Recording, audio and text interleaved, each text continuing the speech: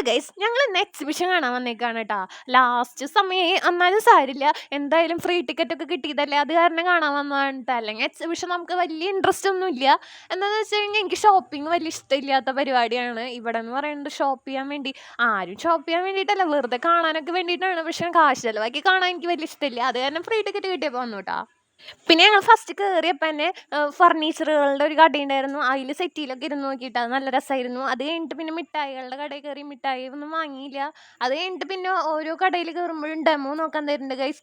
പണ്ടൊന്നും ഞങ്ങൾ കയറുമ്പോൾ ഞങ്ങൾക്ക് ഒന്നും തരാറില്ല. എന്താണെന്ന് അറിയില്ല, ഇപ്പം അമ്മമാരിനെയൊക്കെ കൊണ്ടുവന്നോണ്ടാണോന്ന് അറിയില്ല കേട്ടാ.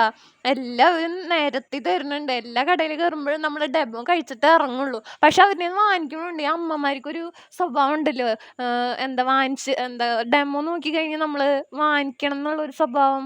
ആ സ്വഭാവമുള്ള കാരണം എല്ലാം വാങ്ങിച്ചു തന്നു. അങ്ങനെ എല്ലാ കടയിലും നിരന്ന് കയറി തിന്നിട്ടാണ് വന്നത്.